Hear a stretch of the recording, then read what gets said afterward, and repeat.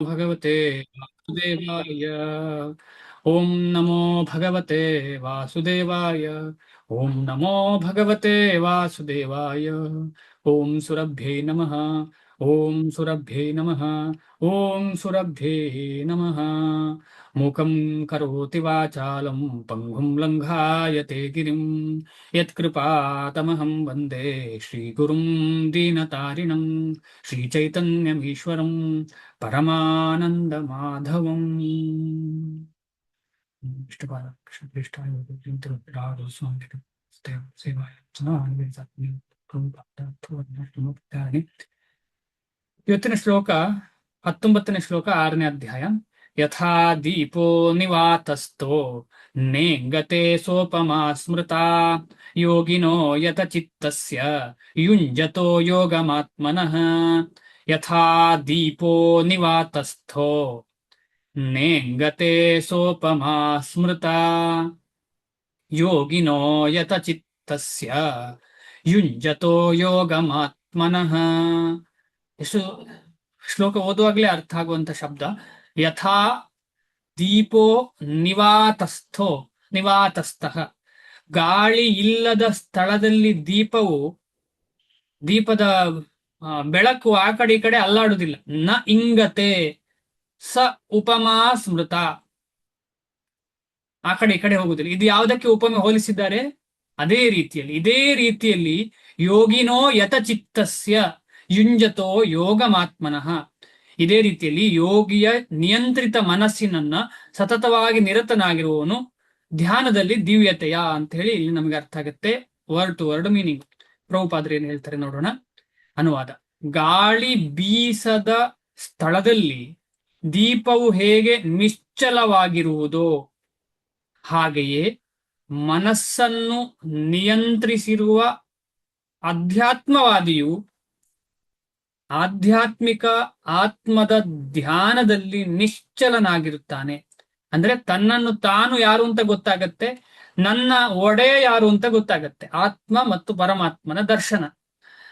ತನ್ನನ್ನು ತಾನು ಯಾರು ಅಂತ ಗೊತ್ತಾಗತ್ತೆ, ಆಮೇಲೆ ನನ್ನ ಅಸ್ತಿತ್ವ ಏನು ಅಂತ ಗೊತ್ತಾಗತ್ತೆ, ನನ್ನ ಒಡೆಯ ಯಾರು ಅಂತ ಗೊತ್ತಾಗತ್ತೆ. ಆ ಸಂಬಂಧವನ್ನ ಏರ್ಪಾಟು ಮಾಡ್ಲಿಕ್ಕೆ ಸಾಧ್ಯ. ಸೇವೆ ಇಲ್ಲ ಯಾವುದರಲ್ಲಿ ಅಷ್ಟಾಂಗ ಯೋಗದಲ್ಲಿ ನಿಜವಾಗಿ ಸೇವೆ ನಡೆಯುವುದಿಲ್ಲ, ಧ್ಯಾನ ಮಾತ್ರ ನಡೀತದೆ. ಗಾಳಿ ಬೀಸದ ಸ್ಥಳದಲ್ಲಿ ದೀಪವು ಹೇಗೆ ನಿಶ್ಚಲವಾಗಿರುವುದೋ. ಈಗ ಎಲ್ಲಿಯಾದ್ರೂ ನೋಡಿರ್ಬೋದು ನೀವು, ಒಂದು ದೀಪವನ್ನ ಗಾಳಿ ಬೀಸದಂತಹ ಜಾಗೆಯಲ್ಲಿ ಇಟ್ಟರೆ ಆ ದೀಪ ನೆಟ್ಟಗಿರುತ್ತೆ. ಅದೇ ರೀತಿಯಲ್ಲಿ ಆಧ್ಯಾತ್ಮ ಅಭ್ಯಾಸ ಮಾಡುವಂತಹ ವ್ಯಕ್ತಿ, ಭಕ್ತಿ ಯೋಗದಲ್ಲಿ ಆಗಿರಬಹುದು, ಯಾವುದೇ ಯೋಗದಲ್ಲಿ ಆಗಿರಬಹುದು, ಅವನ ಮನಸ್ಸು ಸಂಪೂರ್ಣ ಹತೋಟಿಯಲ್ಲಿದ್ರೆ, ಮನ ಏವ ಮನುಷ್ಯಾಣಂ ಕಾರಣಂ ಬಂಧ ಮೋಕ್ಷಯೋ, ಅಂದ್ರೆ ಆ ಮನಸ್ಸನ್ನ ಕಂಟ್ರೋಲ್ ಮಾಡಿದ್ರೆ ಅದು ಭಗವಂತನ ಕಡೆಗೆ ಕರ್ಕೊಂಡು ಹೋಗ್ಲಿಕ್ಕೆ ಸಹಾಯ ಮಾಡುವಂತಹ ವ್ಯಕ್ತಿ ಮನಸ್ಸು. ಅದನ್ನ ಕಂಟ್ರೋಲ್ ಮಾಡ್ಲಿಲ್ಲ ಅಂದ್ರೆ ಭಗವಂತನಿಂದ ವಿಮುಖರಾಗಿ ಇಂದ್ರಿಯ ತೃಪ್ತಿ ಕಡೆಗೆ ಕರ್ಕೊಂಡು ಹೋಗುವಂತಹ ಮನಸ್ಸು. ಆದ ಕಾರಣ ಯಾರು ಮನಸ್ಸನ್ನ ಹತೋಟಿಯಲ್ಲಿ ಇಡ್ಲಿಕ್ಕೆ ಪ್ರಯತ್ನ ಪಡ್ತಾರೋ ಅವ ನಿಜವಾಗಿ ತುಂಬಾ ಇಂಪಾರ್ಟೆಂಟ್ ವ್ಯಕ್ತಿ. ಅಂತಹ ವ್ಯಕ್ತಿ ವಿರಳ. ಅದರಲ್ಲಿ ಕೂಡ ಆ ಮನಸ್ಸನ್ನ ಭಗವಂತನ ಸೇವೆಯಲ್ಲಿ ನಿಯೋಜಿಸಿದ್ರೆ ಅದು ತುಂಬಾ ವಿರಳ. ನಿನ್ನೆ ಉದಾಹರಣೆಯನ್ನ ಕೇಳಿದ್ದೇವೆ, ಹೇಗೆ ಮನಸ್ಸನ್ನ ಸಂಪೂರ್ಣವಾಗಿ ಭಗವಂತನ ಸೇವೆಯಲ್ಲಿ ಅಂಬರೀಷ ಮಹಾರಾಜರು ಇಟ್ಟಿದ್ರು ಅಂತ ಹೇಳಿ ನಮಗೆ ನಿನ್ನೆ ಅರ್ಥ ಆಗಿದೆ. ಅದು ತುಂಬಾ ವಿರಳ. ಮನಸ್ಸನ್ನ ಕಂಟ್ರೋಲ್ ಮಾಡ್ಲಿಕ್ಕೆ ಮಾಡೋರು ತುಂಬಾ ಜನ ಸಿಗ್ತಾರೆ, ಟ್ರೈ ಮಾಡೋರು. ಆದ್ರೆ ಮನಸ್ಸನ್ನ ಭಗವಂತನ ಸೇವೆಯಲ್ಲಿ ಹಿಡಿದು ತುಂಬಾ ವಿರಳ. ಅಂತಹ ವಿರಳ ವ್ಯಕ್ತಿಗಳಲ್ಲಿ ನಾವೆಲ್ಲ ಪ್ರಯತ್ನ ಪಡ್ತಾ ಇದ್ದೇವೆ. ಭಗವಂತನ ಅನುಗ್ರಹ, ಶಿಲ ಪ್ರಭುಪಾದರ ಅನುಗ್ರಹದಿಂದ ನಮಗೆಲ್ಲರಿಗೂ ಅದೊಂದು ಅವಕಾಶ ಇದೆ, ಆಸೆ ಇದೆ. ನಮ್ಮ ಮನಸ್ಸು ಭಗವಂತನ ಪಾದ ಕಮಲದಲ್ಲಿ, ಅಂದ್ರೆ ಸೇವೆಯಲ್ಲಿಯೇ ಇರ್ಲಿ ಅಂತ ಹೇಳಿ. ಅಂದ್ರೆ ಸೇವೆ ಎಂದ್ರೆ ಏನು ಅಂತ ಹೇಳಿ ನಮಗೆಲ್ಲರಿಗೂ ಗೊತ್ತು. ಸೇವೆ ಅಂತ ಹೇಳಿದ್ರೆ ಜಪ ಮಾಡುವಂಥದ್ದು ಸೇವೆ. ಸುಮ್ಮನೆ ಕೂತ್ಕೊಂಡು ಧ್ಯಾನ ಮಾಡುದು ಸೇವೆ ಅಲ್ಲ. ಯಾಕೆ ಅಂತ ಹೇಳಿದ್ರೆ ಅಲ್ಲಿ ಒಂದು ಸಂಬಂಧ ಏರ್ಪಾಟಾಗುದಿಲ್ಲ. ಜಪ ಮಾಡುದು ಅದು ಕೂಡ ಜಪದಲ್ಲಿ ಆಗುವಂತಹ ಶಬ್ದವನ್ನ ಕೇಳುವಂಥದ್ದು. ಅದೇ ರೀತಿಯಲ್ಲಿ ಶ್ರವಣ ಕೇಳುವಂಥದ್ದು, ಕೀರ್ತನ, ಸ್ಮರಣ, ವಂದನ, ದಾಸ್ಯ, ಈ ರೀತಿಯಲ್ಲಿ 9 ವಿಧವಾದಂತಹ ನವವಿಧ ಭಕ್ತಿ. ಅದಲ್ಲದೆ ಇನ್ನೂ ಮುಖ್ಯವಾದ ಕೆಲವು ಅಂಗಗಳಿವೆ. ಈ ಎಲ್ಲ ಅಂಗಗಳು ಮಾಡುವುದು ನಿಜವಾಗಿ ಭಗವಂತನ ಕಡೆಗೆ ಮನಸ್ಸನ್ನ ನಿಯೋಜಿಸುವಂತಹ ವಿಚಾರ. ಆದ ಕಾರಣ ಹೇಗೆ ನಾವು ಈ ಮನಸ್ಸನ್ನ ಭಗವಂತನ ಕಡೆ ಕರ್ಕೊಂಡು ಹೋಗುದು ಅಂತ ಹೇಳಿದ್ರೆ ತುಂಬಾ ಸುಲಭ. ಆದ್ರೂ ಕಷ್ಟ. ಅದೇ ನಮ್ಮ ಭಕ್ತಿ ಯೋಗ ಶಿಲ ಪ್ರಭುಪಾದ ಹೇಳ್ತಾರೆ ತುಂಬಾ ಸುಲಭ, ಆದರೆ ಕಷ್ಟ. ಕಷ್ಟ ಯಾಕೆ ಅಂತ ಹೇಳಿದ್ರೆ, ಆಗ ಮಾತಾಜಿ ಹೇಳಿದ ಹಾಗೆ ನಮ್ಮ ಹೃದಯ ಬೆಣ್ಣೆ ತರ ಇಲ್ಲ. ಕಲ್ಲು ಇದ್ದ ಕಾರಣ ಏನಾಗತ್ತೆ ಅಂತ ಹೇಳಿದ್ರೆ, ನಮಗೆ ಅಷ್ಟು ಸುಲಭವಾಗಿ ಸುಲಭ ವಿಚಾರವನ್ನ ಅರ್ಥ ಮಾಡ್ಲಿಕ್ಕೆ ಆಗ್ತಾ ಇಲ್ಲ. ಸುಲಭ ವಿಚಾರವನ್ನ ಅರ್ಥ ಮಾಡೋದು ಕಷ್ಟ ಆಗ್ತಾ ಹೋಗುತ್ತೆ ತುಂಬಾ ಜನರು. ಯಾಕಂದ್ರೆ ಇದೇನು ಅಷ್ಟು ಕಷ್ಟದ ಒಂದು ರಾಕೆಟ್ ಸೈನ್ಸ್ ಏನಲ್ಲ. ಭಗವಂತ ನನ್ನನ್ನ ಶರಣಾಗು ಅಂತ ಹೇಳಿದ್ರೆ ಅದೇನು ರಾಕೆಟ್ ಸೈನ್ಸ್? ನಾನು ಅಂತ ಹೇಳೋದು ಯಾರು ಒಬ್ಬ ವ್ಯಕ್ತಿ ಅಂತ ತಿಳ್ಕೊಳ್ಳೋದೇನೇನು ದೊಡ್ಡ ವಿಚಾರವ? ಇಲ್ಲ. ಆದ್ರೆ ತುಂಬಾ ಜಾಸ್ತಿ ಕಲ್ತವರಿಗೂ ಇದು ಅರ್ಥ ಆಗುದಿಲ್ಲ ಅಂತ ಹೇಳಿದ್ರೆ, ನಮಗೆಲ್ಲರಿಗೂ ಗೊತ್ತು. ನಮ್ಮ ಮನೆಯಲ್ಲಿ ಇರುವವರು ಇರಬಹುದು, ಹೊರಗಿರುವವರು ಇರಬಹುದು. ನಾವೇನಾದ್ರೂ ಈ ತರ ಹೇಳಿದ್ರೆ ಅವರು ಅದನ್ನ ಆಕ್ಸೆಪ್ಟ್ ಮಾಡ್ಲಿಕ್ಕೆ ರೆಡಿ ಇಲ್ಲ. ಸೈಂಟಿಫಿಕ್ ಆಗಿ ಪ್ರೂವ್ ಮಾಡಿ ಅಂತ ಹೇಳ್ತಾರೆ. ಹೀಗೆಲ್ಲ ನಮಗೆ ಕಷ್ಟ ಆಗುವ ರೀತಿಯಲ್ಲಿ ಭಗವಂತನಿಗೆ ವಿರುದ್ಧವಾಗಿ ಮಾತಾಡ್ತಾರೆ. ಈ ತರ ಎಲ್ಲ ನಮಗೆ ನೋವುಗಳನ್ನು ನಾವೆಲ್ಲ ಕೇಳ್ಕೊಂಡು ಬಂದಿದ್ದೇವೆ. ಅದು ಯಾಕೆ ಹಾಗೆ ಅಂತ ಹೇಳಿದ್ರೆ, ಹೃದಯ ಗಟ್ಟಿ. ಅಷ್ಟು ಈ ಗಟ್ಟಿ ಅಂತ ಹೇಳಿದ್ರೆ, ಜನ್ಮ ಜನ್ಮಾಂತರದ ಪಾಪ ಪುಣ್ಯ ಮಿಶ್ರಣದಿಂದ ಸಂಪೂರ್ಣವಾಗಿ ಹೃದಯ ಗಟ್ಟಿಯಾಗಿ ಬಿಟ್ಟಿದೆ, ಕಲ್ಲಿನ ತರ ಆಗಿಬಿಟ್ಟಿದೆ. ಆ ಕಲ್ಲನ್ನ ಮೃದು ಮಾಡೋದು ಒಂದೇ ಒಂದು ದಾರಿ. ಅವರು ಹೇಗಾದ್ರೂ ಮಾಡಿ ಅವರಿಗೆ ಹರೇ ಕೃಷ್ಣ ಮಹಾಮಂತ್ರ ಸಿಕ್ಕಿದ್ರೆ ಮಾತ್ರ ಅದು ಮೃದು ಆಗ್ಲಿಕ್ಕೆ ಸಾಧ್ಯ. ಮೃದು ಆದ್ರೆ ಮಾತ್ರ ಆ ಮನಸ್ಸನ್ನ ಭಗವಂತನಿಗೆ ಸೇವೆಗೆ ಇಡಬಹುದು, ಇಲ್ಲಾದ್ರೆ ಸಾಧ್ಯ ಇಲ್ಲ. ಇದರಲ್ಲಿ ಮುಳ್ಳಿನ ಹಾಗೆ ಅದು. ಇಲ್ಲ ಅಂದ್ರೆ ಮುಳ್ಳಿನ ಹಾಗೆ, ಹೂವಿನ ಹಾಗೆ ಅಲ್ಲ. ಆ ಮುಳ್ಳು ಏನಾಗತ್ತೆ, ಭಗವಂತನಿಗೆ ಚುಚ್ಚತ್ತೆ. ಅಂತ ಚುಚ್ಚುವ ಮುಳ್ಳನ್ನು ನಾವು ಕೊಡ್ಲಿಕ್ಕೆ ಆಗುದಿಲ್ಲ, ಹೂವನ್ನು ಮಾತ್ರ ಕೊಡ್ಲಿಕ್ಕೆ ಸಾಧ್ಯ.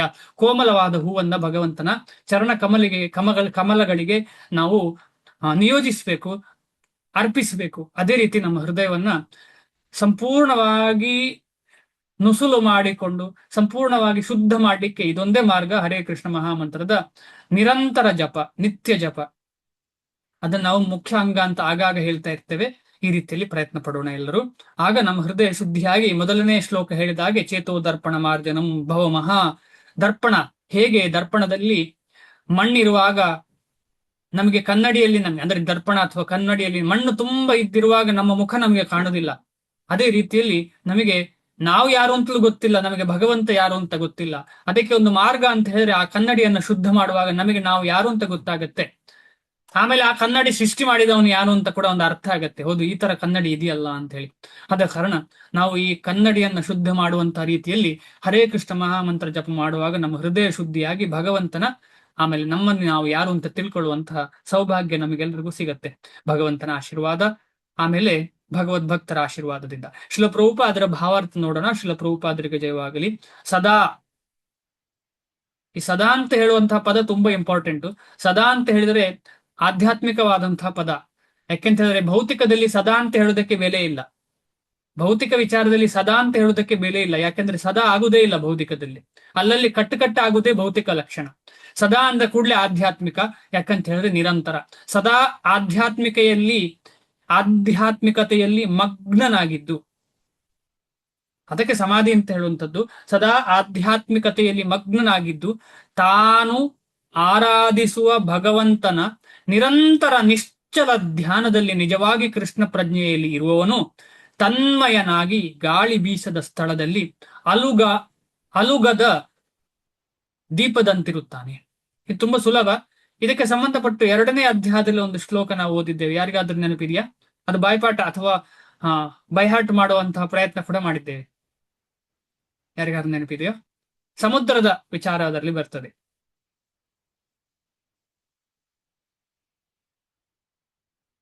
ಹರೇ ಕೃಷ್ಣ.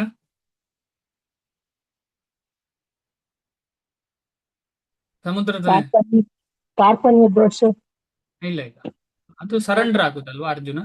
ನನಗೆ ಎಲ್ಲ ನಾನು ದೋಷದ ಉಂಟು, ನನಗೇನು ಅರ್ಥ ಆಗ್ತಿಲ್ಲ, ದಯವಿಟ್ಟು ನನ್ನನ್ನು ಶಿಷ್ಯನಾಗಿ ಸ್ವೀಕರಿಸು ಅಂತ ಹೇಳ್ತಾ ಇದ್ರು. ಟ್ರೈ ಮಾಡಿ.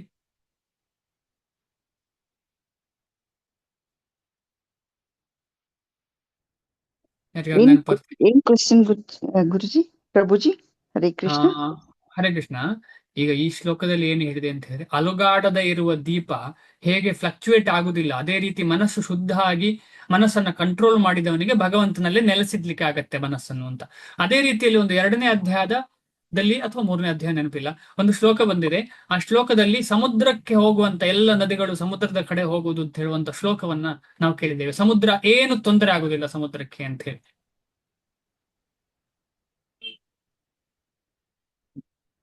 ಶೇರ್ ಮಾಡ್ತೇನೆ, ಆಗ ನಿಮಗೆ ಗೊತ್ತಾಗುತ್ತೆ. ನೋಟ್ಸ್ ಯಾರು ಹೇಳ್ತಿದ್ದೀರಿ? ಬಂತ?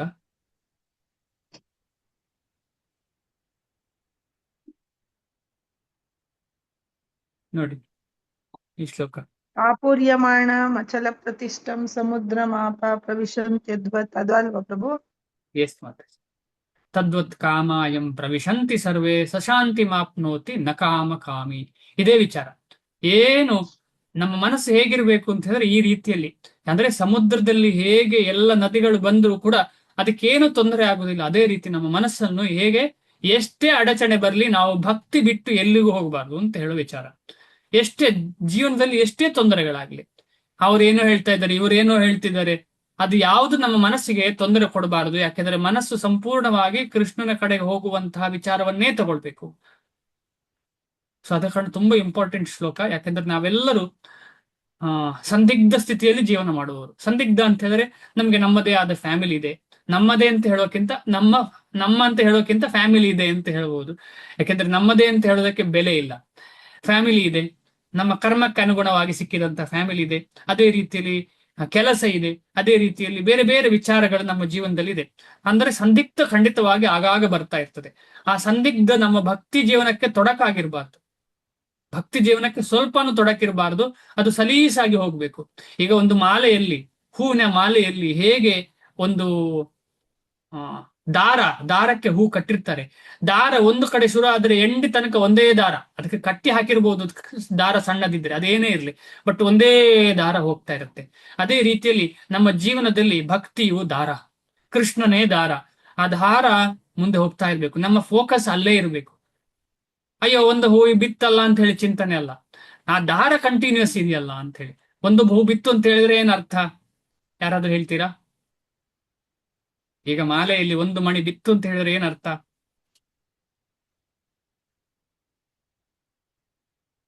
ಹಾರ ತುಂಡಾಗುತ್ತೆ ಪ್ರಭುಜಿ.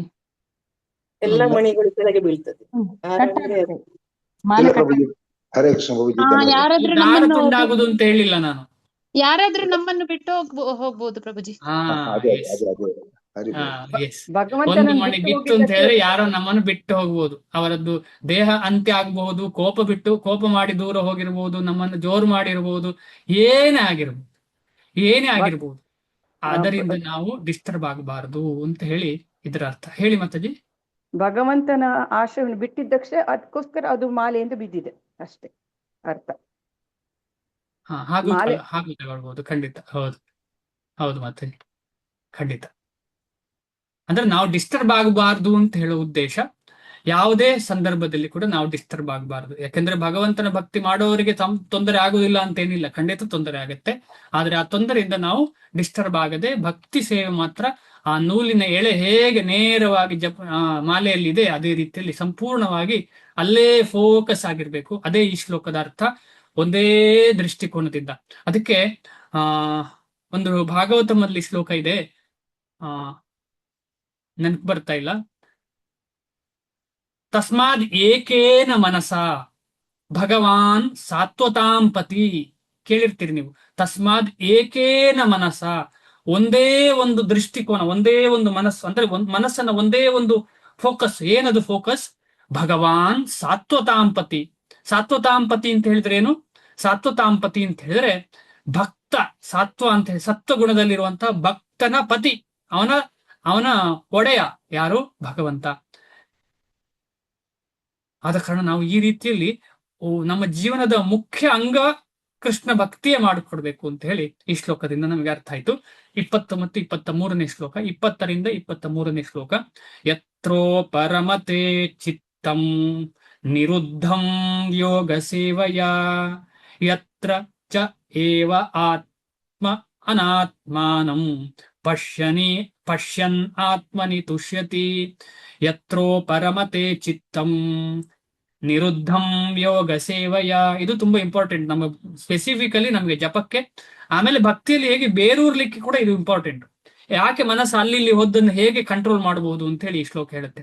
ಯತ್ರ ಚೈವಾತ್ಮನಾತ್ಮಾನಂ ಪಶ್ಯನ್ನಾತ್ಮನಿ ತುಷ್ಯತಿ ಸುಖಂ ಅತ್ಯಂತಿಕಂ ಯತ್ತದ್ ಬುದ್ಧಿ ಗ್ರಾಹ್ಯಂ ಅತೀಂದ್ರಿಯಂ ವೇತ್ತಿ ಯತ್ರ ನ ಚೈವಾಯಂ ಸ್ಥಿತಶ್ಚಲತಿ ತತ್ವತಃ ಸುಖಮಾತ್ಯಂತಿಕಂ ಯತ್ತದ್ ಬುದ್ಧಿಗ್ರಾಹ್ಯಂ ಮತೀಂದ್ರಿಯಂ ವೇತ್ತಿ ಯತ್ರ ನ ಚೈವಾಯಂ ಸ್ಥಿತಶ್ಚಲತಿ ತತ್ವತಃ ಯಂ ಲಬ್ಧ್ವಾ ಚಾಪರಂ ಲಾಭಂ ಮನ್ಯತೇನಾಧಿಕಂ ತತಃ ಯಸ್ಮಿನ್ ಸ್ಥಿತೋ ನ ದುಃಖೇನ ಗುರುಣಾಪಿ ವಿಚಾಲ್ಯತೆ ತಂ ವಿದ್ಯಾ ದುಃಖ ಸಂಯೋಗಂ ವಿಯೋಗಂ ಯೋಗ ಸಂವಿತಂ ಯಂ ಲಬ್ಧ್ವಾ ಚಾಪರಂ ಲಾಭಂ ಮನ್ಯತೇನಾಧಿಕಂ ತತಃ ಯಸ್ಮಿನ್ ಸ್ಥಿತೋ ನ ದುಃಖೇನ ಗುರುಣಾಪಿ ವಿಚಾಲ್ಯತೆ ತಂ ವಿದ್ಯಾ ದುಃಖ ಸಂಯೋಗಂ ವಿಯೋಗಂ ಯೋಗ ಸಂಜ್ಞಿತಂ.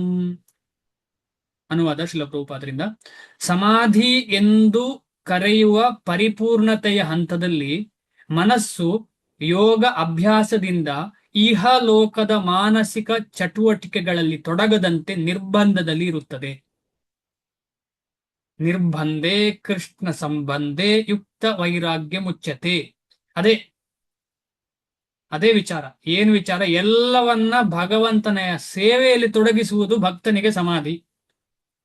ಸಂಪೂರ್ಣವಾಗಿ ಎಲ್ಲವೂ ಅಂದ್ರೆ ಕೃಷ್ಣಮಯ, ಎಲ್ಲವೂ ಕೃಷ್ಣಂ ಏಕಂ ಶರಣಂ, ಕೃಷ್ಣಮಯ ಆಗಿಬಿಡ್ತದೆ ಎಲ್ಲವೂ. ಆಗ ಅದು ಸಮಾಧಿ ಅಂತ ಕಲ್ಪಡ್ತದೆ. ಸಮ್ಯಕ್ ಅಧೀಯತೆ ಅಸ್ಮಿನ್ ಆತ್ಮತತ್ವ ಯಾಥಾತ್ಮ್ಯಂ. ಆತ್ಮದ ತತ್ವ ಯಾವುದು? ಕೃಷ್ಣನ, ಭಗವಂತನ ಸೇವಕ. ಅದರಲ್ಲಿ ಯಾವಾಗ ದೃಢರಾಗ್ತೇವೆ ಅದಕ್ಕೆ ಸಮಾಧಿ ಅಂತ ಹೆಸರು. ಅದು ಅಷ್ಟಾಂಗ ಯೋಗದಲ್ಲಿ ಹೇಗೆ ಅಂತ ಹೇಳಿದ್ರೆ ಮನಸ್ಸನ್ನ ಸಂಪೂರ್ಣವಾಗಿ ಹತೋಟಿಯಲ್ಲಿ ಇಟ್ಕೊಂಡು ಭಗವಂತನನ್ನ ಧ್ಯಾನ ಮಾಡುವಂಥದ್ದು. ಆದ್ರೆ ನಾವು ಭಕ್ತಿ ಯೋಗದಲ್ಲಿ ನಮ್ಮ ಇಡೀ ಚಟುವಟಿಕೆಗಳನ್ನ ಭಗವಂತನಿಗೆ ನಿಯೋಜಿಸುವಂಥದ್ದು. ಈ ಪರಿಪೂರ್ಣತೆಯ ಲಕ್ಷಣವೆಂದರೆ ಶುದ್ಧ ಮನಸ್ಸಿನಿಂದ ಆತ್ಮನನ್ನು ಕಾಣುವ ಶಕ್ತಿ ಮತ್ತು ಆತ್ಮನನ್ನು ಪ್ರೀತಿಸಿ ಸಂತೋಷ ಪಡುವ ಶಕ್ತಿ. ಈ ಆನಂದ ಸ್ಥಿತಿಯಲ್ಲಿ ಮನುಷ್ಯನು ದಿವ್ಯ ಇಂದ್ರಿಯಗಳ ಮೂಲಕ ಸಾಧಿಸಿದ ಅಮಿತ ಅಲೌಕಿಕ ಸುಖದಲ್ಲಿ ನೆಲೆಯಾಗಿರುತ್ತಾನೆ. ಅಷ್ಟಾಂಗ ಯೋಗದ ಉದ್ದೇಶ ಏನು ಅಂತ ಹೇಳಿ ಇಲ್ಲಿ ಅರ್ಥ ಆಗತ್ತೆ. ಅಷ್ಟಾಂಗ ಯೋಗದ ಉದ್ದೇಶ ಭಗವಂತನ ಧ್ಯಾನ, ಆಮೇಲೆ ಅದರ ರಿಸಲ್ಟ್ ಹೇಗೆ ಅಂತ ಹೇಳಿದ್ರೆ ಸುಖ, ಅಲೌಕಿಕ ಸುಖ. ಅದಕ್ಕೋಸ್ಕರ ಹಾತೊರೆಯುವುದು ಯೋಗದ ಉದ್ದೇಶವೇ ಅದು. ಭಕ್ತಿಯಲ್ಲೂ ಅಷ್ಟೇ. ನಮ್ಗೆ ನಿಜವಾಗಿಯೂ ಹೈಯೆಸ್ಟ್ ಸುಖ ಸಿಗುವಾಗ ನಮ್ಗೆ ಲೋವೆಸ್ಟ್ ಸುಖದ ಆಸೆ ಬಿಟ್ಟು ಹೋಗ್ತದೆ. ಹೀಗೆ ನೆಲೆಯನ್ನು ಪಡೆದವನು ಸತ್ಯವನ್ನು ಬಿಡುವುದೇ ಇಲ್ಲ. ಯಾಕೆಂದ್ರೆ ಇದು ಪರಮೋನ್ನತವಾದ ನೆಲೆ, ಭಗವಂತನ ಸಾಕ್ಷಾತ್ಕಾರ. ಅದು ಸಿಕ್ಕಿದ ಮೇಲೆ ಕೆಳಗೆ ಏನು ರುಚಿ ಇದೆ ಇಲ್ಲಿ? ರುಚಿ ಯಾಕೆ ಬರಬೇಕು ಇಲ್ಲಿಗೆ? ಗೋಲೋಕ ವೃಂದಾವನಕ್ಕೆ ತಲುಪಿದ ಮೇಲೆ ಪುನಃ ಇಲ್ಲಿ ಯಾಕೆ ಬರಬೇಕು? ಭಗವಂತನ ಅನುಗ್ರಹ ಇದ್ದು ಪ್ರಚಾರ ಮಾಡ್ಲಿಕ್ಕೆ ಕಾರ್ಯಕ್ಕೋಸ್ಕರ ಯಾರಾದ್ರೂ ಬರ್ತಾರೆ, ಭಿನ್ನ ಅದು. ಆದ್ರೆ ಸುಮ್ಮನೆ ಯಾಕೆ ಬರಬೇಕು ಇಲ್ಲಿ? ಏನು ಇಲ್ಲ ಇಲ್ಲಿ ಅಂತ ಹೇಳಿ ಮನಸ್ಸಿಗೆ ಅರ್ಥ ಆಗತ್ತೆ. ಇದನ್ನು ಪಡೆದ ನಂತರ, ಭಗವದ್ಧಾಮ ಪಡೆದ ನಂತರ ಇದಕ್ಕಿಂತ ಹೆಚ್ಚಿನ ಗಳಿಕೆ ಯಾವುದೂ ಇಲ್ಲ. ನ ಚ ಅಪರಂ ಲಾಭಂ, ಲಾಭವೇ ಏನಿಲ್ಲ, ಬೇರೆ ಗಳಿಕೆ ಇಲ್ಲ ಎಂದೂ ಯೋಚಿಸುತ್ತಾನೆ. ಇಂತಹ ಸ್ಥಾನದಲ್ಲಿ ನಿಂತವನು ಅತ್ಯಂತ ತೀವ್ರವಾದ ಕಷ್ಟಗಳಲ್ಲಿಯೂ ವಿಚಲಿತನಾಗುವುದಿಲ್ಲ. ಅದ ಕಾರಣ ನಾವು ಇಂತಹ ಸ್ಥಾನಕ್ಕೆ ಏರ್ಬೇಕು ಅಂತ ಹೇಳಿದ್ರೆ ನಾವು ಈ ರೀತಿಯ ಪ್ರಯತ್ನ, ಮನಸ್ಸನ್ನ ಭಗವಂತನ ಚರಣ ಕಮಲಗಳಲ್ಲಿ ಇಡ್ಲಿಕ್ಕೆ ಪ್ರಯತ್ನ ಮಾಡ್ತಾ ಇರಬೇಕು. ಆಗ ನಾವು ನಿಧಾನವಾಗಿ ಆ ಸೇವೆಯ ಮುಖಾಂತರ ವಿಚಲಿತನಾಗುವುದಿಲ್ಲ. ನಾವು ಯಾವುದಕ್ಕೆ ಎಷ್ಟೇ ಕಷ್ಟಗಳು ಬಂದಿರಲಿ, ಯಾವುದೇ ದುಃಖ ಬಂದ್ರೆ ಕಷ್ಟ ಆಗುದಿಲ್ಲ. ದುಃಖ ಯಾಕೆ ಬರ್ತದೆ? ಪೂರ್ವಜನ್ಮದ ಸಂಸ್ಕಾರದಿಂದ ದುಃಖ ಬರ್ತದೆ, ಓಕೆ. ಬಟ್ ದುಃಖ ಯಾಕೆ ಬರ್ತದೆ? ಯಾರಾದ್ರೂ ನಮ್ಮನ್ನ ಬಿಟ್ಟೋದಾಗ ಅಥವಾ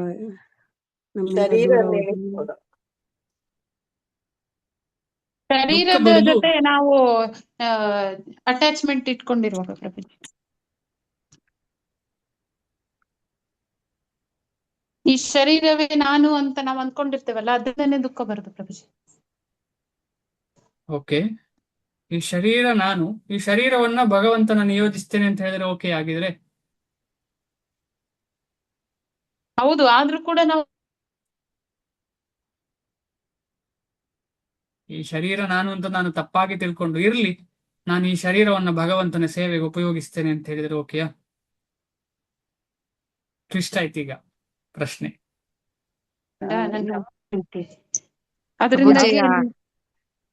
ಪ್ರಭುಜಿ ಆಸೆಗಳು ನಮಗೆ ಆಸೆಗಳು ಇರ್ತವೆ, ಅದರಿಂದ ದುಃಖ ಬರುತ್ತೆ ಪ್ರಭುಜಿ.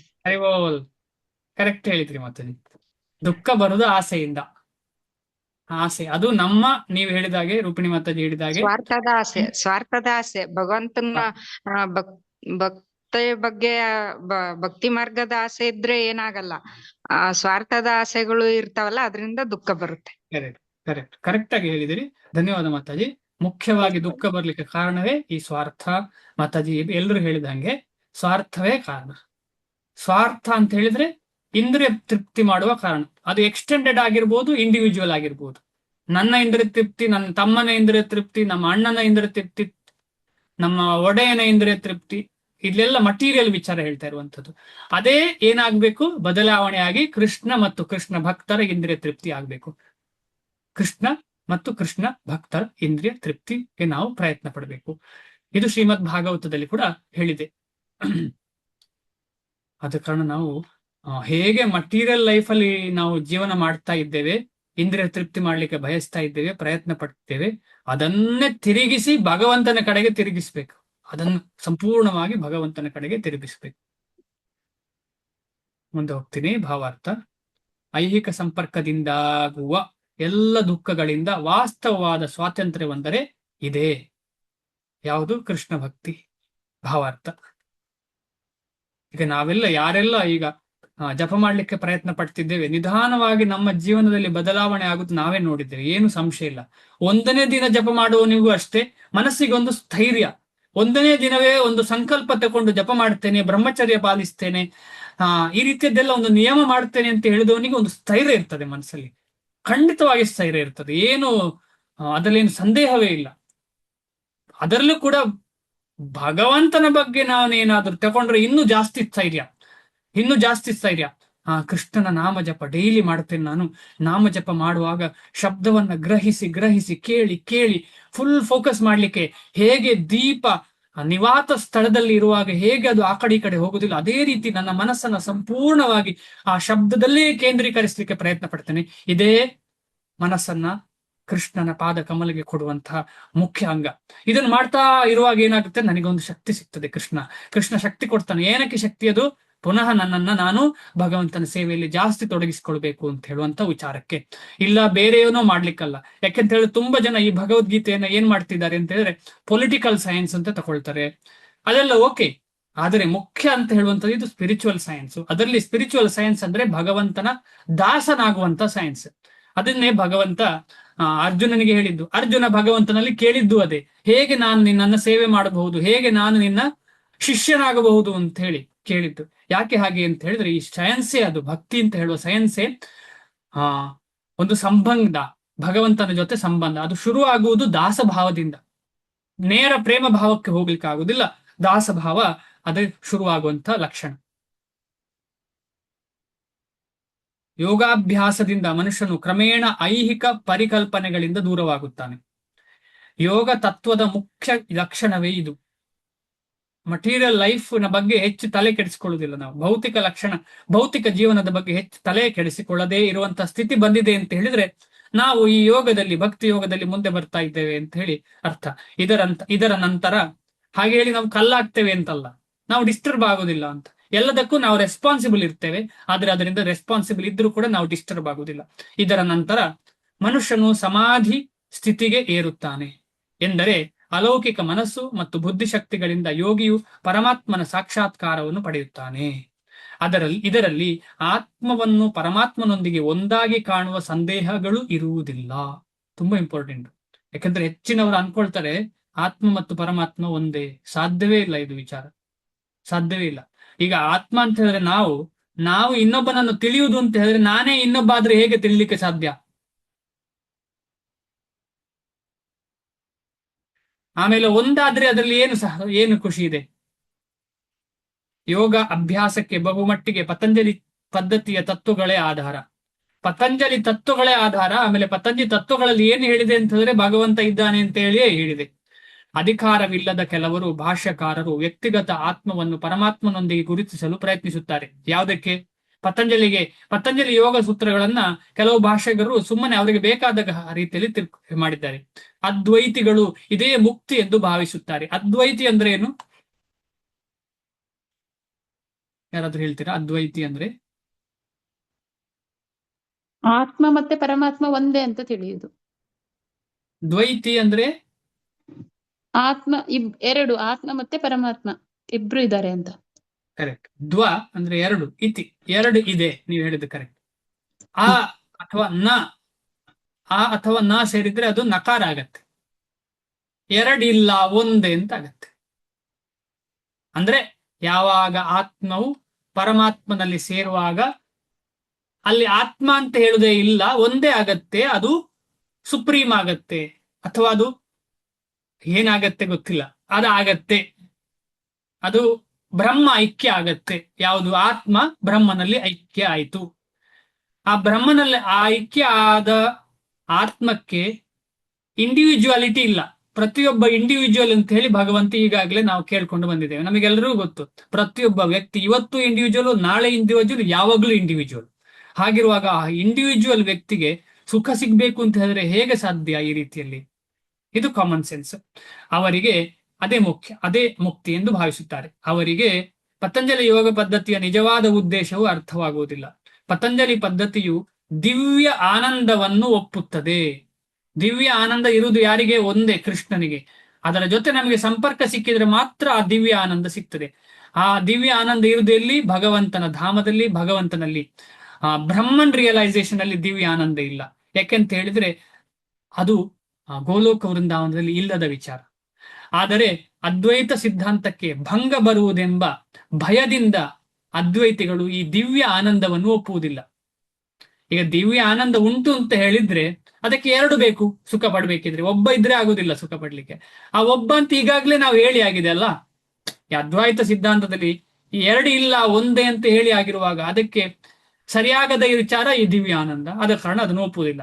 ಅದ್ವೈತಿಯು ಜ್ಞಾನ ಮತ್ತು ಜ್ಞಾನಿಯ ಭಿನ್ನತೆಯನ್ನು ಒಪ್ಪುವುದಿಲ್ಲ. ಜ್ಞಾನ ಮತ್ತು ಜ್ಞಾನಿಯ ಭಿನ್ನತೆಯನ್ನು ಒಪ್ಪುವುದಿಲ್ಲ. ಆದರೆ ಈ ಶ್ಲೋಕದಲ್ಲಿ ಅಲೌಕಿಕ ಇಂದ್ರಿಯಗಳ ಮೂಲಕ ಸಾಧಿಸಿದ ದಿವ್ಯ ಆನಂದವನ್ನು ಒಪ್ಪಿಕೊಂಡಿದೆ. ಯೋಗ ಪದ್ಧತಿಯ ಪ್ರಸಿದ್ಧ ಪ್ರತಿಪಾದಕರಾದ ಪತಂಜಲಿ ಮುನಿಗಳು ಇದನ್ನು ಸಮರ್ಥಿಸಿದ್ದಾರೆ. ಆ ಮಹರ್ಷಿಗಳು ತಮ್ಮ ಯೋಗ ಸೂತ್ರದಲ್ಲಿ 3.34 ಹೀಗೆ ಹೇಳಿದ್ದಾರೆ: ಪುರುಷಾರ್ಥ ಶೂನ್ಯಾನಾಂ ಗುಣಾನಾಂ ಪ್ರತಿಪ್ರಸವ ಕೈವಲ್ಯಂ ಸ್ವರೂಪ ಪ್ರತಿಷ್ಠಾವಾ ಚಿತಿಶಕ್ತಿರ್ ಇತಿ. ಈ ಚಿತಿಶಕ್ತಿ ಅಥವಾ ಅಂತರಂಗ ಶಕ್ತಿ ಆಧ್ಯಾತ್ಮಿಕವಾದದ್ದು, ಭಗವಂತನ ಅಂತರಂಗ ಶಕ್ತಿ. ಪುರುಷಾರ್ಥ ಎಂದರೆ ಐಹಿಕ ಧಾರ್ಮಿಕತೆ, ಆರ್ಥಿಕ ಬೆಳವಣಿಗೆ, ಇಂದ್ರಿಯ ತೃಪ್ತಿ ಮತ್ತು ಕಡೆಯಲ್ಲಿ ಪರಮೋನ್ನತನೊಂದಿಗೆ ಒಂದಾಗುವ ಪ್ರಯತ್ನ. ಧರ್ಮ, ಅರ್ಥ, ಕಾಮ, ಮೋಕ್ಷ. ಈ ಪರಮೋನ್ನತನೊಂದಿಗೆ ಒಂದಾಗುವುದನ್ನು ಅದ್ವೈತಿಗಳು ಕೈವಲ್ಯ ಎಂದು ಕರೆಯುತ್ತಾರೆ. ಆದರೆ ಪತಂಜಲಿಗಳ ಪ್ರಕಾರ ಕೈವಲ್ಯವು ಒಳಗಿನ ಅಥವಾ ಅಂತರಂಗ ಶಕ್ತಿ. ಇದರಿಂದ ಜೀವಿಯು ತನ್ನ ಸಹಜ ಸ್ವರೂಪದ ಅರಿವನ್ನು ಪಡೆಯುತ್ತಾನೆ. ಪರಮೋತ್ತಮನೊಂದಿಗೆ ಒಂದಾಗುವ ವಿಚಾರ ಅಲ್ಲ ಇದರಲ್ಲಿ. ಪರಮೋತ್ತಮ ಯಾರು ಅಂತ ಗೊತ್ತಾಗಿ ಅವನ ಜೊತೆ ಸಂಬಂಧ ಬೆಳೆಸುವುದು, ಅದಕ್ಕೆ ಕೈವಲ್ಯ ಅಂತ ಹೇಳುದು. ಅದಕ್ಕೋಸ್ಕರ ಪ್ರಬೋಧಾನಂದ ಸರಸ್ವತಿಗಳು ಏನ್ ಹೇಳ್ತಾರೆ ಅಂತ ಹೇಳಿದ್ರೆ, ಕೈವಲ್ಯ ನರಕಾಯತೆ. ಕೈವಲ್ಯ ಅಂತ ಹೇಳಿದ್ರೆ ಈ ರೀತಿಯ ಮುಕ್ತಿ ಅಂತ ಹೇಳಿದ್ರೆ ಅದೊಂದು ನರಕ, ಅದು ಯಾವರಿಗೂ ಅಗತ್ಯ ಇಲ್ಲ. ಅದಕ್ಕಿಂತ ಬೆಟರ್ ಯಾರು ಅಂತ ಹೇಳಿದ್ರೆ ಕರ್ಮಿ ಬೆಟರ್. ಏನೋ ಕೆಲಸ ಮಾಡಿ ಜೀವನ ಮಾಡ್ತಿದ್ದಾನೆ, ಏನೋ ಒಂದು ಜೀವನದಲ್ಲಿ ನೆಮ್ಮದಿ ಕಂಡುಕೊಳ್ಳಿಕ್ಕೆ ಪ್ರಯತ್ನ ಪಡ್ತಿದ್ದಾನೆ. ಆಧ್ಯಾತ್ಮ ಅಂತ ಹೇಳಿ ಭಗವಂತನಿಗೆ ಒಂದಾಗಿ ಕೈವಲ್ಯಕ್ಕೆ ಹೋಗುವವನು ಅದು ಒಂದು ತರ ಸಾವು, ಆಧ್ಯಾತ್ಮಿಕ ಸುಸೈಡ್. ಕೈವಲ್ಯ ನರಕಾಯತೆ ಅಂತ ಹೇಳ್ತಾರೆ. ಆಮೇಲೆ ಅಂತಹ ನರಕ ನಮಗೆ ಬೇಕಾ? ಬೇಡಲೇ ಬೇಡ. ಯಾಕಂದ್ರೆ ಅಲ್ಲಿ ಭಗವಂತ ಭಕ್ತರ ಸಂಘವೇ ಇಲ್ಲದಂತಹ ಸ್ಥಿತಿ ಅದು ಅಂತ ನಮಗೆ ಪ್ರಭುಪಾದರು ಎಷ್ಟೋ ಸಲ ವಿವರಿಸಿದ್ದಾರೆ. ಇದರಿಂದ ಜೀವಿಯು ತನ್ನ ಸಹಜ ಸ್ವರೂಪದ ಅರಿವನ್ನು ಪಡೆಯುತ್ತಾನೆ. ಯಾವುದರಿಂದ? ಚಿತಿಶಕ್ತಿ, ಭಗವಂತನ ಬಗ್ಗೆ ತಿಳ್ಕೊಳ್ಳುವುದರಿಂದ. ಚೈತನ್ಯ ಮಹಾಪ್ರಭುಗಳ ಮಾತುಗಳಲ್ಲಿ ಹೇಳುವುದಾದರೆ ಈ ಪರಿಸ್ಥಿತಿಯನ್ನು ಚೇತೋದರ್ಪಣ ಮಾರ್ಜನಂ ಅಥವಾ ಧೂಳು ಹಿಡಿದ ಕನ್ನಡಿಯ ಮನಸ್ಸಿನ ಕನ್ನಡಿಯನ್ನು ಸ್ವಚ್ಛಗೊಳಿಸುವಿಕೆ ಎಂದು ಕರೆಯುತ್ತಾರೆ. ಈ ಸ್ವಚ್ಛಗೊಳಿಸುವಿಕೆಯು ವಾಸ್ತವವಾಗಿ ಮುಕ್ತಿಯೇ. ಅಂದ್ರೆ ನಮಗೆ ಈ ಪ್ರಪಂಚದಿಂದ ಡಿಟ್ಯಾಚ್ ಆಯ್ತು ಅಂತ ಅರ್ಥ. ಈ ಮನಸ್ಸು ಪ್ರಪಂಚದಿಂದ ಡಿಟ್ಯಾಚ್ ಆದ್ರೆ ಏನು? ಅದು ಮುಕ್ತಿ ಅಂತ ಅರ್ಥ. ನಿಜವಾದ ಮುಕ್ತಿ ಅದೇಯ. ಇಲ್ಲಿ ಇರುವಾಗಲೇ ಭಗವಂತನ ಸೇವೆ ಮಾಡುವ ಸೌಭಾಗ್ಯ, ಇಲ್ಲಿ ಇರುವಾಗಲೇ ಭೌತಿಕ ವಿಚಾರದ ಜೊತೆಗೆ ನಮಗೆ ಸಂಬಂಧವೇ ಇಲ್ಲದಂತಹ ಪರಿಸ್ಥಿತಿ ಸಿಕ್ಕಿದ್ರೆ ಅದೇ ಮುಕ್ತಿ. ಇಲ್ಲಿರುವಾಗಲೇ ನಮಗೆ ಭಗವಂತನ ಸೇವೆ ಮಾಡುವಂತಹ ಅವಕಾಶ, ಈ ದೇಹದಲ್ಲೇ ಭಗವಂತನ ಸೇವೆ ಮಾಡುವ ಅವಕಾಶ. ಅಷ್ಟು ಸುಲಭ ಅಲ್ಲ ಅದು. ಅದು ಸಿಕ್ಕಿದೆ ಅಂತ ಹೇಳಿದ್ರೆ ಅದಕ್ಕೆ ಎಷ್ಟೊಂದು ಬೆಲೆ ಇದೆ ಅಂತ ನಮಗೆ ಗೊತ್ತಿಲ್ಲ. ಇಲ್ಲಿ ಇರುವಾಗ, ಅಂದ್ರೆ ಈ ಭೌತಿಕ ದೇಹ ಇಟ್ಟುಕೊಂಡು, ಈ ಭೌತಿಕ ಕಲ್ಮಶಗಳನ್ನು ಇಟ್ಟುಕೊಂಡು ನಮಗೆ ಭಗವಂತನ ಸೇವೆ ಮಾಡ್ಲಿಕ್ಕೆ ಅವಕಾಶ ಸಿಕ್ಕಿದೆ ಅಂತ ಹೇಳಿದ್ರೆ, ಭಗವಂತನ ಬಗ್ಗೆ ಚಿಂತನೆ, ಭಗವಂತನ ಬಗ್ಗೆ ಓದುದು, ಭಗವಂತನ ಬಗ್ಗೆ ಸ್ಮರಣೆ ಮಾಡುವಂತಹ ಅವಕಾಶ ಸಿಕ್ಕಿದೆ ಅಂತ ಹೇಳಿದ್ರೆ ಅದು ನಿಜವಾದ ಮುಕ್ತಿ. ಈ ಸ್ವಚ್ಛಗೊಳಿಸುವಿಕೆಯು ವಾಸ್ತವವಾಗಿ ಮುಕ್ತಿಯೇ. ನಾವೆಲ್ಲ ಪ್ರಯತ್ನ ಪಡ್ತಾ ಇದ್ದೇವೆ ಸ್ವಚ್ಛಗೊಳಿಸ್ಲಿಕ್ಕೆ, ಮುಕ್ತಿಯಲ್ಲಿದ್ದೇವೆ ನಾವು. ಅಥವಾ ಭವ ಮಹಾದಾವಾಗ್ನಿ ನಿರ್ವಾಪಣಂ. ನಿರ್ವಾಣ ಸಿದ್ಧಾಂತವು ಯಾವುದದು? ಇದು ಪೂರ್ವಭಾವಿಯೇ ಈ ತತ್ವಕ್ಕೆ ಸಂವಾದಿ. ನಿರ್ವಾಣ ಸಿದ್ಧಾಂತ ಅಂತ ಹೇಳಿದ್ರೆ ಯಾವ್ದು ಸಿದ್ಧಾಂತ? ಬೌದ್ಧ ಮತದ ಸಿದ್ಧಾಂತ. ಅಲ್ಲಿಯೂ ಅಷ್ಟೇ ಸೇಮ್ ವಿಷಯ. ನಿರ್ವಾಣ ಅಂದ್ರೆ ಏನು? ನಿರ್ವಾಣ ಅಂತ ಹೇಳಿದ್ರೆ ಮುಕ್ತಿಯ ಸಂಬಂಧ. ಮುಕ್ತಿ ಹೇಗೆ, ಭಕ್ತರು ಹೇಗೆ ತಗೊಳ್ತಾರೆ ಮುಕ್ತಿಯನ್ನು ಅಂತ ಹೇಳಿದ್ರೆ, ಭೌತಿಕ ವಿಚಾರದ ಬಗ್ಗೆ ತಲೆ ಕೊಡಿಸಿಕೊಳ್ಳದೆ ಭಗವಂತನನ್ನೇ ನೆಲೆಗೊಳ್ಳುವನಿಗೆ ಮುಕ್ತಿ ಸಿಕ್ಕಿದೆ ಅಂತ ಅರ್ಥ. ಇದನ್ನು ಸ್ವರೂಪೇಣ ವ್ಯವಸ್ಥಿತಿ ಎಂದು ಕರೆದಿದೆ. ಮುಕ್ತಿ ಅನ್ಯತಾ ರೂಪಂ ಸ್ವರೂಪೇಣ ವ್ಯವಸ್ಥಿತಿ ಎಂದು ಕರೆದಿದೆ. ಭಗವದ್ಗೀತೆಯು ಈ ಶ್ಲೋಕದಲ್ಲಿ ಈ ಸ್ಥಿತಿಯನ್ನು ದೃಢಗೊಳಿಸುತ್ತದೆ. ನಿರ್ವಾಣ ಅಥವಾ ಐಹಿಕ ಅಂತ್ಯದ ನಂತರ ಆಧ್ಯಾತ್ಮಿಕ ಕಾರ್ಯಗಳು ಅಥವಾ ಭಗವಂತನ ಸೇವೆಯು ಪ್ರಕಟವಾಗುವುದು. ಮುಕ್ತಿಯ ನಂತರ ಸೇವೆ. ಮುಕ್ತಿ ಅಂದ್ರೆ ಈ ದೇಹ, ನನ್ನ ದೇಹದಿಂದ ನನಗೆ ಆಗುವಂತಹ ಎಲ್ಲ ತೊಂದರೆಗಳಿಗೆ, ನಾವು ತೊಂದರೆಗಳಿಗೆ ಯಾವುದೇ ರೀತಿಯ ಡಿಸ್ಟರ್ಬ್ ಆಗುದಿಲ್ಲ. ನಾನು ಅದರಿಂದ ಏನು ನನಗೆ ತೊಂದರೆ ಆಗುದಿಲ್ಲ. ನನಗೆ ದೇಹ ತೊಂದರೆ ಕೊಟ್ಟರು ಕೂಡ ನನ್ನ ಮನಸ್ಸಿಗೆ ಅದು ಏನು ಬಾಧೆ ಕೊಡ್ತಾ ಇಲ್ಲ. ಭಗವಂತನ ಸೇವೆಯಲ್ಲೇ ನನ್ನ ಮನಸ್ಸು ತೊಡಗಿದೆ ಅಂತ ಹೇಳಿದ್ರೆ ನಿಧಾನವಾಗಿ ಅದು ನಿರ್ವಾಣ ಅಥವಾ ಮುಕ್ತಿಗೆ ಬಂದಿದೆ. ಅಂದ್ರೆ ಸೇವೆ ಇನ್ನೂ ಜಾಸ್ತಿ ಡೀಪ್ ಆಗ್ತದೆ. ಇದು ನಿಜವಾದ ಸೇವೆಯ ಲಕ್ಷಣ ಕಾಣಲಿಕ್ಕೆ ಶುರುವಾಗ್ತದೆ. ಇದಕ್ಕೆ ಕೃಷ್ಣ ಪ್ರಜ್ಞೆ ಎಂದು ಹೆಸರು. ಭಾಗವತದ ಮಾತುಗಳಲ್ಲಿ ಸ್ವರೂಪೇಣ ವ್ಯವಸ್ಥಿತಿ, ಇದು ಜೀವಿಯ ನಿಜವಾದ ಬದುಕು. ಸ್ವರೂಪೇಣ ವ್ಯವಸ್ಥಿತಿ, ಸ್ವರೂಪ ಆತ್ಮದ ರೂಪದಲ್ಲಿ ಸ್ಥಿತನಾಗ್ತಾನೆ ಅವ. ಆತ್ಮದ ರೂಪ ಯಾವುದು ಅಂತ ಹೇಳಿದ್ರೆ ಭಗವಂತನ ಸೇವೆ ಮಾಡುವುದೇ ಆತ್ಮದ ನಿಜವಾದ ಲಕ್ಷಣ. ಅದರಲ್ಲಿ ಸ್ಥಿರನಾಗ್ತಾನೆ ಆ ವ್ಯಕ್ತಿ. ಯಾವಾಗ ಸ್ಥಿರನಾಗ್ತಾನೆ ಸ್ವರೂಪದಲ್ಲಿ? ಯಾರಾದ್ರೂ ಹೇಳ್ತೀರಾ? ಭಗವಂತನ ಸೇವೆಯಲ್ಲಿ ಯಾವಾಗ ಒಬ್ಬ ವ್ಯಕ್ತಿ ಸಂಪೂರ್ಣವಾಗಿ ತೊಡಗಿಕೊಳ್ತಾನೆ ಈ ಶ್ಲೋಕದ ಪ್ರಕಾರ? ಸ್ವರೂಪ ಅಂತ ಹೇಳಿದ್ರೆ ಭಗವಂತನ ಸೇವೆ. ಅದರಲ್ಲಿ ಹೇಗೆ ನಾವು ಸ್ಥಿತರಾಗ್ತೇವೆ?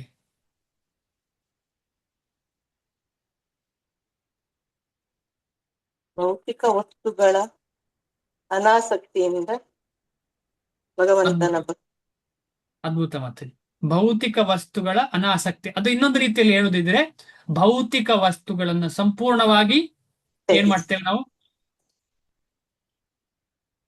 ಮಾಡ್ತೇವೆ? ಭೌತಿಕ ವಸ್ತುವನ್ನ ಸಂಪೂರ್ಣವಾಗಿ ಅನಾಸಕ್ತಸ್ಯ ವಿಷಯಾನ್ ಯಥಾರ್ಹಂ ಉಪಯುಂಜತಃ ನಿರ್ಬಂಧ ಕೃಷ್ಣ ಸಂಬಂಧೆ ಯುಕ್ತ ವೈರಾಗ್ಯ ಮುಚ್ಚತೆ. ಏನ್ ಮಾಡ್ತೇವೆ ನಾವು? ಭೌತಿಕ ವಸ್ತುಗಳನ್ನ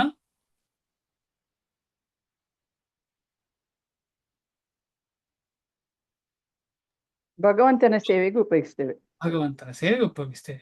ಅಷ್ಟು ಸಿಂಪಲ್ ವಿಷಯ, ಆದ್ರೆ ನಮಗೆ ಮಾಡ್ಲಿಕ್ಕೆ ಆಗ್ತಿಲ್ಲ ಅಲ್ವಾ? ನಮಗೆ ಇಷ್ಟು ಸಿಂಪಲ್ ವಿಷಯ ಅರ್ಥ ಆಗ್ತಾ ಉಂಟು. ಎಸ್, ಎಲ್ಲವನ್ನ ಕೃಷ್ಣನಿಗೆ ನಿಯೋಜಿಸಿದ್ರೆ ಆಗ ನಮಗೆ ಅದರಲ್ಲಿ ಆಸಕ್ತಿ ಇರುವುದಿಲ್ಲ.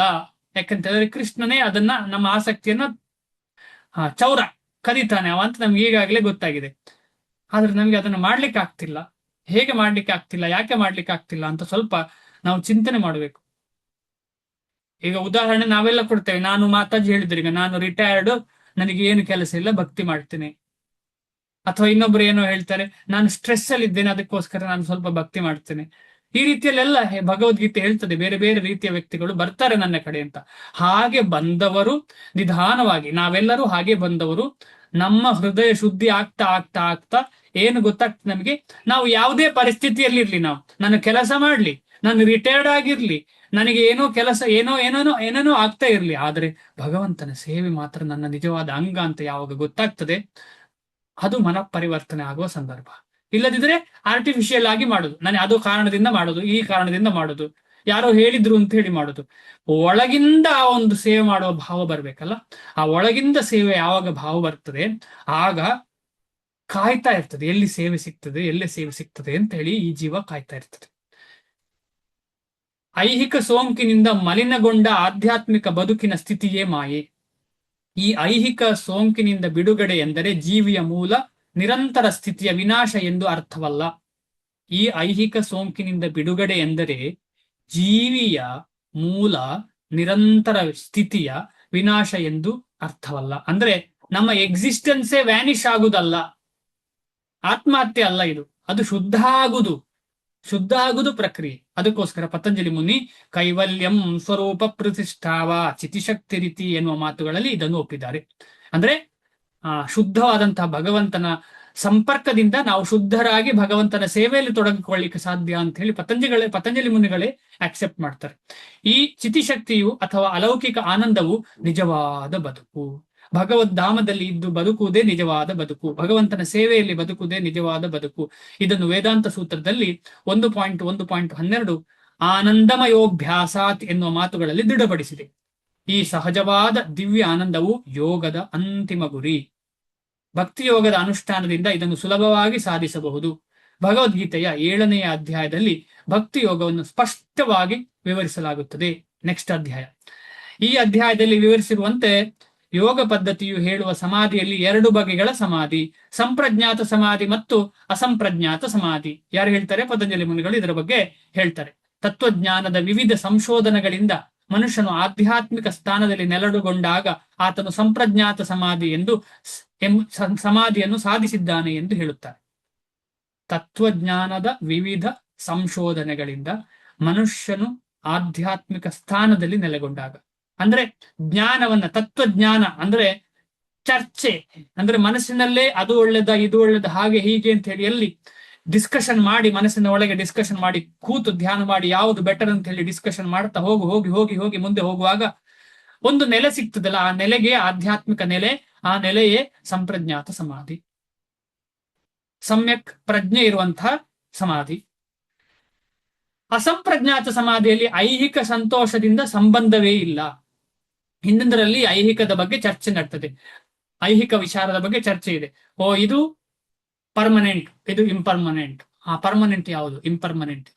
ಇಂಪರ್ಮನೆಂಟ್ ಅಲ್ಲಿ ಏನು ಸುಖವೇ ಇಲ್ಲ, ಪರ್ಮನೆಂಟ್ ಬೇಕು ನನಗೆ. ಆ ಪರ್ಮನೆಂಟ್ ಯಾವುದು? ಈ ರೀತಿಯಲ್ಲಿ ಚರ್ಚೆ ನಡೆದು ಆ ಪರ್ಮನೆಂಟ್ ಯಾವುದು ಅಂತ ಗೊತ್ತಾಗುವಾಗ ಅದು ಒಂದು ರೀತಿಯ ಸಮಾಧಿ, ಸಂಪ್ರಜ್ಞಾತ ಸಮಾಧಿ. ಅಂದ್ರೆ ಆ ಸಂಪ್ರಜ್ಞಾತ ಸಮಾಧಿಯಲ್ಲಿ ಭೌತಿಕ ವಿಚಾರದ ಜೊತೆ ನಂಟಿ ಇತ್ತು. ಆದ್ರೆ ಅಸಂಪ್ರಜ್ಞಾತ ಸಮಾಧಿಯಲ್ಲಿ ಭೌತಿಕ ವಿಚಾರದ ಜೊತೆ ನಂಟೇ ಇಲ್ಲ. ಐಹಿಕ ಸಂತೋಷದೊಂದಿಗೆ ಸಂಬಂಧವೇ ಇಲ್ಲ. ಏಕೆಂದರೆ ಆಗ ಇಂದ್ರಿಯ ಮೂಲವಾದ ಎಲ್ಲ ಸುಖವನ್ನು ಮೀರಿರುತ್ತಾನೆ ಅಸಂಪ್ರಜ್ಞಾತ ಸಮಾಧಿಯಲ್ಲಿ. ಯೋಗಿಯು ಒಮ್ಮೆ ಆಧ್ಯಾತ್ಮಿಕ, ಇದರಲ್ಲಿ ನಿರ್ಬೀಜ ಸಮಾಧಿ ಕೂಡ ಹೇಳ್ತಾರೆ. ಯೋಗಿಯು ಒಮ್ಮೆ ಆಧ್ಯಾತ್ಮಿಕ ಸ್ಥಾನದಲ್ಲಿ ನೆಲೆಗೊಂಡನೆಂದರೆ ಎಂದಿಗೂ ಅದರಿಂದ ವಿಚಲಿತನಾಗುವುದಿಲ್ಲ. ಯೋಗಿಯು ಈ ಸ್ಥಾನವನ್ನು ತಲುಪುವವರೆಗೆ ಯಶಸ್ವಿ ಅಲ್ಲ, ಯಾವಾಗೂ ಕೂಡ ಕೆಳಗೆ ಬೀಳ್ಬಹುದು ಯೋಗಿ. ಇವತ್ತು ಯೋಗಾಭ್ಯಾಸವೆಂದು ಕರೆಸಿಕೊಳ್ಳುವ, ಇದು ಕಲಿಯುಗದಲ್ಲಿ ನಡೆಯುವಂತಹ ಯೋಗಾಭ್ಯಾಸದ ಬಗ್ಗೆ ಪ್ರಭುಪಾದರು ಹೇಳ್ತಿದ್ದಾರೆ. ಅಭ್ಯಾಸದಲ್ಲಿ ಹಲವು ಇಂದ್ರಿಯ ಸುಖಗಳು ಸೇರಿವೆ, ಅದು ವಿರುದ್ಧವಾದದ್ದು. ಕಾಮ ಮತ್ತು ಮದ್ಯಪಾನಗಳಲ್ಲಿ ನಿರತನಾದ ಯೋಗಿ ಬರಿಯ ಪರಿಹಾಸ್ಯವಷ್ಟೇ. ನಾನೇ ಎಷ್ಟೋ ಜನರನ್ನು ನೋಡಿದ್ದೇನೆ, ಯೋಗ ಮಾಡ್ತಾರೆ ಆಮೇಲೆ ಹೋಗಿ ಸಿಗರೇಟ್ ಹಿಡಿತಾರೆ, ಯೋಗ ಮಾಡ್ತಾರೆ ಆಮೇಲೆ ಏನೇನೋ ಮಾಡ್ತಾರೆ, ಯೋಗ ಮಾಡ್ತಾರೆ ಮಾಂಸಾಹಾರ ಸೇವನೆ ಮಾಡ್ತಾರೆ. ಅಂದ್ರೆ ಯೋಗ ಮಾಡುವಾಗ ಯೋಗ, ಮತ್ತಿನ ಸಮಯದಲ್ಲಿ ಎಲ್ಲ ಮಾಡುದು ವಿಯೋಗ. ಯೋಗದೊತ್ತಿಗೆ ಏನೂ ಇಲ್ಲ, ಸಂಬಂಧವೇ ಇಲ್ಲ, ವಿಯೋಗವೇ. ಯೋಗ ಸಾಧನೆಯಲ್ಲಿ ಸಿದ್ಧಿಗಳಿಂದ ಆಕರ್ಷಿತರಾಗುವ ಯೋಗಿಗಳು ಸಹ ಪರಿಪೂರ್ಣ ಸ್ಥಿತಿಗೆ ತಲುಪಿದವರಲ್ಲ. ಯೋಗದ ಉಪ ಉತ್ಪನ್ನಗಳು ಯಾವುದು? ಯೋಗಿಯದ್ದು ಯಾರಿಗಾದ್ರೂ ಗೊತ್ತಾ? ಯೋಗ, ಅಷ್ಟಾಂಗ ಯೋಗದ ಉಪ ಉತ್ಪನ್ನ ಯಾವುದು? ಬೈ ಪ್ರಾಡಕ್ಟ್ ಸಿದ್ಧಿ ಪ್ರಭುಜಿ. ಯಾವ್ದದು ಸಿದ್ಧಿ ಮಾತಾಜಿ ಗೊತ್ತಾ? ಅಣಿಮ ಸಿದ್ಧಿ ಎಲ್ಲ ಅಣಿಮ, ಅಷ್ಟ ಸಿದ್ಧಿಗಳು, 8 ಸಿದ್ಧಿಗಳಿವೆ. ಅಣಿಮ, ಗರಿಮ, ಲಗಿಮ, ಮಹಿಮ. ಅಣಿಮ, ಗರಿಮ, ಲಗಿಮ, ಮಹಿಮ, ಪ್ರಾಪ್ತಿ, ಪ್ರಾಕಾಮ್ಯ. ಈ ರೀತಿಯಲ್ಲಿ 6 ಹೇಳಿದೆ, 2 ಇದೆ. 8 ರೀತಿಯ ಸಿದ್ಧಿಗಳು. ಈಗ ಯೋಗ ಆಸನ ಮಾಡುವಾಗ ಚಂದ ಫ್ಲೆಕ್ಸಿಬಿಲಿಟಿ ಬಂದು ಫೋಟೋ ತೆಗೆದ್ರೆ ಏನಾಗ್ತದೆ? ಒಳ್ಳೆಯವರು ಅಂತ ಎಲ್ಲರೂ ಹೇಳ್ತಾರೆ. ಸ್ವಲ್ಪ ದುಡ್ಡು ಕೊಡ್ಬೋದು ಬೇಕಿದ್ರೆ, ಕೆಲವರು ಅವರನ್ನು ನೋಡಿಯೇ ದುಡ್ಡು ಕೊಡ್ಬೋದು. ಎಷ್ಟು ಫ್ಲೆಕ್ಸಿಬಿಲಿಟಿ ಇವರಿಗೆ, ಅದೊಂದು ಆಸನವನ್ನು ತೋರಿಸುವಂತ ವಿಷಯ. ಆಮೇಲೆ ಸ್ವಲ್ಪ ಇನ್ನೂ ಮುಂದುವರೆದವ ಗಾಳಿಯಲ್ಲಿ ತೇರ್ಲಿಕ್ಕೆ ಶುರು ಮಾಡ್ತಾನೆ ಅಂತ ಇಟ್ಟುಕೊಳ್ಳೋಣ, ಅದರಿಂದ ದುಡ್ಡು ಮಾಡಬಹುದು, ಅದರಿಂದ ಫೇಮಸ್ ಆಗ್ಬಹುದು. ಈ ತರ ಎಲ್ಲ ಮಾಡ್ಲಿಕ್ಕೆ ಪ್ರಯತ್ನ. ಸೊ ಈ ರೀತಿಯಲ್ಲಿ ಯೋಗವನ್ನ ಉಪಯೋಗಿಸಿ ಏನು ಪ್ರಯೋಜನ? ಯೋಗದ ಉಪ ಉತ್ಪನ್ನಗಳಿಂದ ಯೋಗಿಗಳು ಆಕರ್ಷಿತರಾದರೆ ಈ ಶ್ಲೋಕದಲ್ಲಿ ಹೇಳಿರುವಂತೆ ಅವರು ಪರಿಪೂರ್ಣತೆಯ ಹಂತವನ್ನು ಮುಟ್ಟಲಾರರು.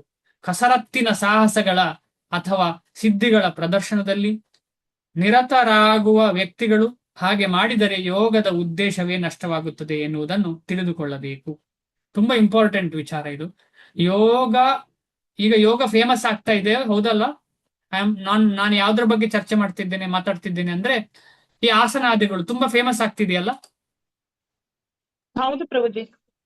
ಈಗ ಸುಮಾರು ವರ್ಷಗಳಿಂದ, ಈಗ ಒಂದು 30, 40, 50 ವರ್ಷಗಳಿಂದ, 50 ಅಂತ ಇಟ್ಕೊಳ್ಳೋಣ, ತುಂಬಾ ಫೇಮಸ್ ಆಗ್ತಾ ಉಂಟು. ಯಾಕೆ ಫೇಮಸ್ ಆಗ್ತಾ ಉಂಟು? ಒಂದೇ ಒಂದು ಜನ ತುಂಬಾ ಕಷ್ಟದಲ್ಲಿದಾರಲ್ಲ ಪ್ರಭುಜಿ, ಅದಕ್ಕೆ ಅವರು ಧ್ಯಾನ ಮಾಡಿದ್ರೆ ನಿಮ್ಗೆ ಮನಸ್ಸಿಗೆ ಶಾಂತಿ ಸಿಗ್ತದೆ, ಅದು ರೋಗ ಗುಣ ಆಗ್ತದೆ, ಇದು ರೋಗ ಗುಣ ಆಗ್ತದೆ ಅಂತೆಲ್ಲ ಹೇಳ್ತಾರೆ ಅವರು. ಆವಾಗ ಜನರೆಲ್ಲ ಅಟ್ರಾಕ್ಟ್ ಆಗಿ ಅಲ್ಲಿ ಹೋಗ್ತಾರೆ ಪ್ರಭುಜಿ. ಓಕೆ, ಒಂದೇ ಒಂದು ಪದದಲ್ಲಿ ಉತ್ತರ ಕೊಡೋದಿದ್ರೆ ಯಾಕೆ ಯೋಗ ಫೇಮಸ್ ಆಗ್ತಾ ಉಂಟು? ಆರೋಗ್ಯವನ್ನು ಸುಧಾರಿಸಬಹುದು ಅಂತ ಪ್ರಭುಜಿ. ಓಕೆ ಓಕೆ, ಬೇರೆ ಯಾರಾದ್ರು? ಡಾಕ್ಟರ್ ಅಲ್ಲಿ ಹೋಗ್ಲಿಕ್ಕೆ ಕಡಿಮೆ ಚಾನ್ಸ್ ಸಿಗ್ತದೆ ಅಂತ ಕೆಲವರು ಫಿಟ್ನೆಸ್ ಇರ್ತದೆ. ಓಕೆ, ಒಂದೇ ಒಂದು ಪದ ತುಂಬಾ ಇಂಪಾರ್ಟೆಂಟ್. ಇದೆಲ್ಲ ಈಗ ಶ್ರೀಲ ಪ್ರಭುಪಾದರು ಈಗ ಮಾಡುವ ವ್ಯಕ್ತಿಗಳ ಯೋಗ ಹೇಗೆ ಇಲ್ಲ ಅಂತ ಹೇಳಿದ್ರ ಬಗ್ಗೆ ನಾವು ಚರ್ಚೆ ಮಾಡಿದ್ರೆ ನಮಗೆ ಅರ್ಥ ಆಗ್ತದೆ. ಒಂದೇ ಒಂದು ಪದ, ಎಲ್ಲರೂ ಯೋಗಕ್ಕೆ ಆಕರ್ಷಿತರಾಗುವುದು ಯಾಕೆ ಅಂತ ಹೇಳಿದ್ರೆ, ಹೇಳಬಾರ್ದು ಆದ್ರೆ ಹೇಳಲೇಬೇಕು, ಇಂದ್ರಿಯ ತೃಪ್ತಿಗೋಸ್ಕರ. ಯಾರಾದ್ರ ಏನಾದ್ರು ಭಿನ್ನ ಅಭಿಪ್ರಾಯ ಇದೆಯಾ? ರೂಪಿಣಿ ಮಾತಾಜಿಗೆ ಏನಾದ್ರು ಭಿನ್ನ ಅಭಿಪ್ರಾಯ? ಕರೆಕ್ಟ್. ಜಸ್ಟ್ ನೋಡಿ, ಹೆಲ್ತ್ ಯಾಕೆ ಬೇಕು? ಹೆಲ್ತ್ ಸಿಕ್ಕಿದ ಮೇಲೆ ಏನು ಮಾಡ್ತಿದ್ದೇನೆ ನಾನು? ಹೆಲ್ದಿ ಆದ ಮೇಲೆ ಅಥವಾ ಮನಸ್ಸಿಗೆ ಶಾಂತಿ, ಎಂಜಾಯ್ಮೆಂಟ್, ಅದೇ ಇಂದ್ರಿಯ ತೃಪ್ತಿ. ಅದೇ ಕರೆಕ್ಟ್ ಮಾತಾಜಿ.